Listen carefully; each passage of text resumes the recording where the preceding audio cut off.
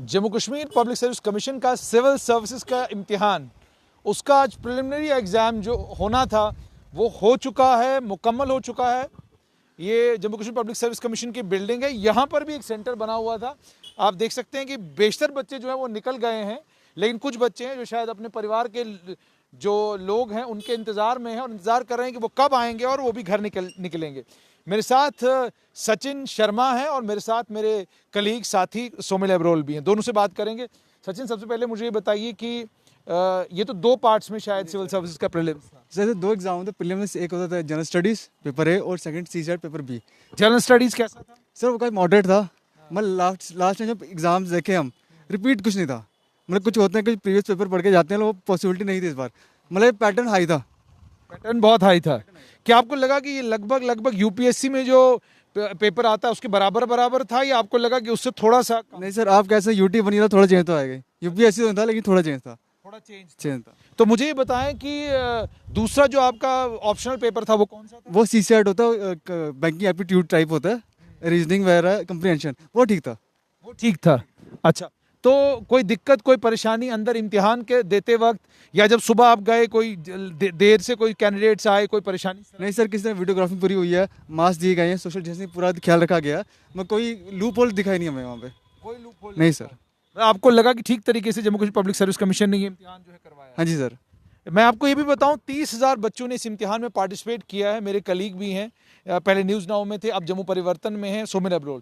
सोमिल, मुझे सबसे पहले ये बताना, कैसे दिमाग में आया कि सिविल सर्विसेज का इम्तिहान दिया जाना चाहिए? जुनैद भैया, शुरू से ही मेरी एम थी कि कोई कॉम्पिटिटिव एग्ज़ाम जो है मैं क्रैक करूं, और तैयारी तो मैं करता रहा हूं और अभी भी कोशिश जो है मेरी जारी है।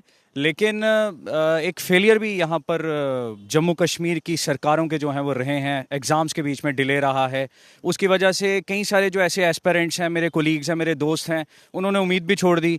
कई सारे ऐसे दोस्त हैं जो ओवर एज हो गए हैं। अब ये जो फॉर्म भरा था हमने, इसमें हमें वन टाइम एज रिलैक्सेशन मिली थी। नो डाउट जो हमने इसकी तैयारियाँ थी वो हम स्टार्टिंग से ही कर रहे थे। उसके बाद सी सेट वाला पैटर्न आया, उसमें थोड़ा सा चेंज हुआ। हालांकि इसके दो पेपर थे, पहले ऑप्शनल सब्जेक्ट जो था वो रखना पड़ता था, बट इसमें अब जनरल स्टडी 1 का एग्ज़ाम हुआ, उसके बाद जनरल स्टडी 2 का एग्ज़ाम हुआ, जिसके बीच में आपको जो सेकंड एग्ज़ाम है उसमें 33% ही आपको जो है उसमें नंबर लेने हैं, तो आप वो क्वालिफाई कर सकते हैं। सोमिल, मुझे बताना, एक तरफ से पत्रकारिता आप कर रहे हैं, दूसरी तरफ से सिविल सर्विसेज की तैयारी कर रहे हैं, क्या आपको भी लगता है कि पत्रकार के तौर पे एक लंबा जीवन जीना बड़ा मुश्किल काम है?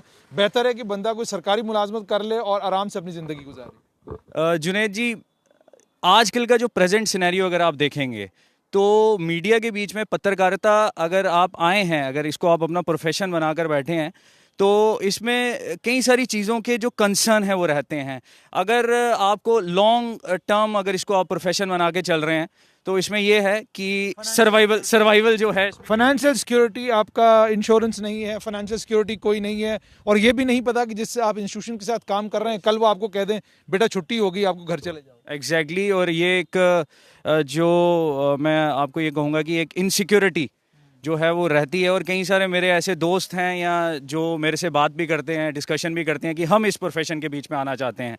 कई सारे मेरे ऐसे दोस्त हैं जो मास कॉम की तरफ जाना चाहते हैं, लेकिन मुझसे एक बार राय पूछते हैं, लेकिन मैं उनको ये बोलता हूँ कि आ तो जाइए, बहुत अच्छी लाइन है, बेहतरीन लाइन है, यहाँ पे आप आके सीखेंगे। इवन कि मेरा जो एग्ज़ाम था इसमें जो जीएस का पोर्शन था, इसके बीच में जो करंट के बीच में मैं पढ़ता हूँ, मुझे काफ़ी ज़्यादा जो हेल्प है वो उसमें मिली है। उसमें कई सारे सवाल पंचायती राज को लेकर आए थे, जिसमें पंचायती राज की जो यहाँ पर अमेंडमेंट हुई है या 73rd जो अमेंडमेंट हुई है उससे रिलेटेड भी सवाल आए हैं। मदद तो बहुत ज़्यादा करता है, लेकिन अगर एक सिक्योरिटी देखी जाए तो वो मुझे लगता है कि कहीं ना कहीं उसके साथ कॉम्प्रोमाइज़ करना पड़ेगा। मतलब ये भी है कि साथ में आपको ये लगता है कि अनऑर्गेनाइज सा है जम्मू कश्मीर में, बाहर आप जाते हैं तो 1,00,000-1,50,000 रुपया भी तनख्वाह एक वक्त में आपको मिल सकती है।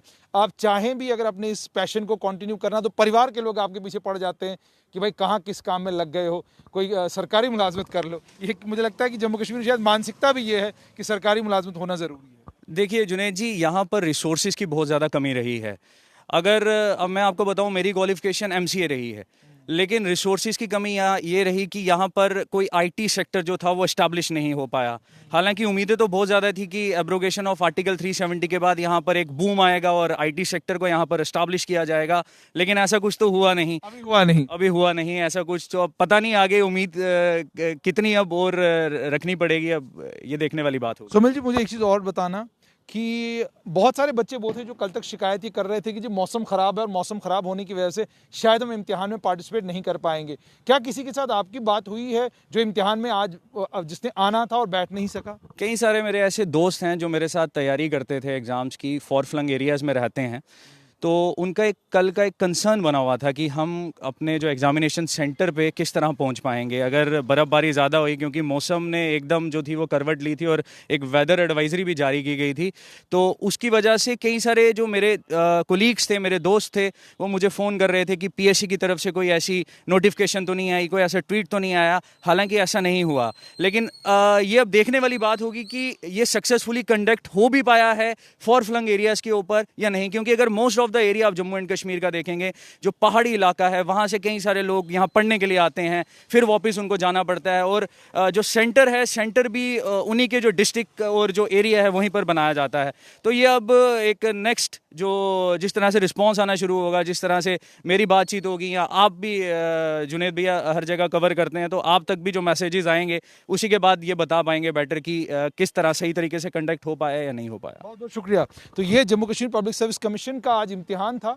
Jammu Kashmir public service commission का प्रीलिम्स का आज इम्तिहान था। कल जैसे Jammu Kashmir public service commission के चेयरमैन BR शर्मा से हमारी बात हुई थी, उन्होंने ये कहा था कि प्रीलिम्स का इम्तिहान जो है, उस प्रीलिम्स के इम्तिहान को किसी भी सूरत उसकी डेट आगे नहीं जाएगी, चाहे जो मर्जी वो हो जाए, इम्तिहान अपने वक्त पर ही होगा।